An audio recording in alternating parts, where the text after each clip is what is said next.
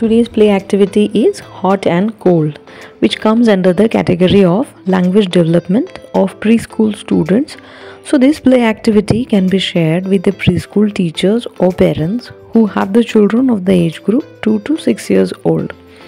The objective of this play activity is to learn to listen and to find meanings. For this we need a large group of students, and material required is a small object like a block to hide. Now how we have to play this activity?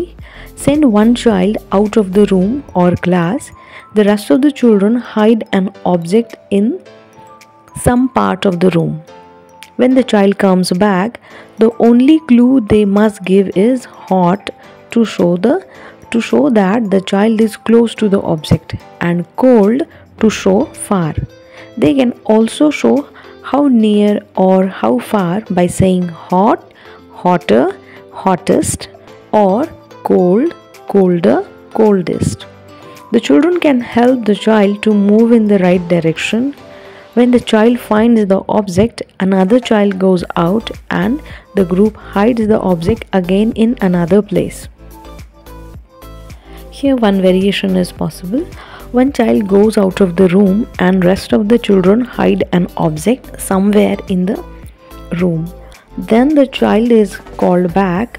The other children must give clues about where the object is hidden. For example, it is inside something brown or near the door, etc. But should not try to look in the direction where the object is hidden. Continue until the object is found and try to gradually reduce the number of clues. The object to be hidden can be also changed. He hot and cold नावाची play activity आहे ज्याच्यामध्ये मुलांचा भाषिक विकास होतो. त्यासाठी ही activity आहे. ह्यामध्ये मुलांनी व्यवस्थित ऐकायचं आहे आणि एखादी वस्तू शोधायची आहे. तर आपण क्लासमध्ये एखादी वस्तू घेऊ, ब्लॉक घेऊ छोटेसे, किंवा कुठलं एखादं खेळणं लपवण्यासाठी, आणि एक मुलगा रूमच्या बाहेर जातो आणि बाकीचे सगळे मुलं क्लासमध्ये रूममध्ये आत आहे आणि ती एक वस्तू लपवून ठेवतात. आणि मग जो बाहेर असणारा मुलगा आत येतो त्यावेळेस त्याला ती वस्तू शोधायची आहे आत आल्यावर. तर जेव्हाही तो वस्तूच्या थोडा जवळ जात असेल तर त्यावेळेस मुलांनी हॉट म्हणायचं आहे, हॉट हॉट असं. आणि ज्यावेळेस तो वस्तूपासून दूर दूर जात असेल तर त्यावेळेस कोल्ड म्हणायचं आहे. आणि हे क्लूज मुलाला आधीच सांगितलेले आहे, त्यामुळे सगळ्या मुलांना अर्थ त्याचा कळतो आहे आणि ती वस्तू शोधायला सगळा वर्ग ह्या मुलांना, त्या एका मुलाला मदत करतात. वस्तूच्या जवळ जाऊन हॉट म्हणत असेल तर मग त्याला लक्षात येतं की ती वस्तू जवळ आहे. आणि जर दूर दूर जातो आहे आणि त्यावेळेस सगळे मुलं कोल्ड म्हणत आहे, त्यामुळे त्या मुलाला कळतं आहे की मी त्या वस्तूपासून दूर जातो आहे. आणि जर मुलगा आणखी जवळ असेल, खूप जवळ असेल तर हॉटेस्ट म्हणू आपण, थोडा जवळ असेल तर हॉटर म्हणू, आणि जर जवळ असेल तर हॉट म्हणूया. किंवा त्या वस्तूपासून खूपच लांब गेला आहे तर मग कोल्डेस्ट म्हणेल. त्या वस्तूपासून थोडा लांब आहे तर कोल्डर म्हणेल, आणि त्या वस्तूपासून भरपूर लांब असेल तर कोल्ड म्हणेल. म्हणजे अशी ती एक डिग्री मुलांची शब्दामधली ती वाढत जाते. आणि अशा पद्धतीने सगळे मुलं त्या एका मुलाला मदत करतात ती वस्तू शोधायसाठी. आणि ती वस्तू मिळाल्यानंतर दुसरा एक मुलगा जातो बाहेर आणि परत हा गेम आपण असा कंटिन्यू करतो.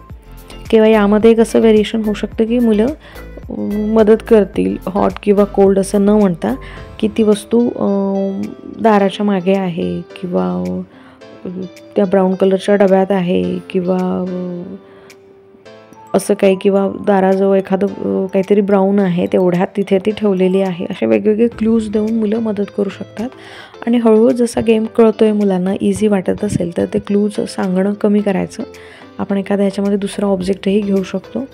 आणि ही अशी इंटरेस्टिंग ॲक्टिव्हिटी आहे. ही आपण उन्हाळ्यातही खेळू शकतो, घरीही होऊ शकतं, शाळेमध्येही होऊ शकते, किंवा एखाद्या गेट टुगेदर असेल किंवा कुठलं फॅमिली गॅदरिंग असेल त्याही वेळेस हे सगळे मुलं एन्जॉय करू शकतील. आणि आज कुठेही आपण प्रोग्राममध्ये गेलो तर बघतो की सगळे मुलं एंगेज असतात नुसतं मोबाईलमध्ये.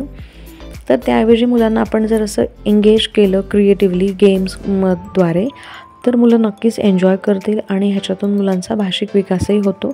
आपण ह्याच्यामध्ये वेगवेगळे वर्ड्स पण घेऊ शकतो किंवा ह्याच्यामध्ये आपल्या सोयीनुसार व्हेरिएशनसुद्धा करू शकतो.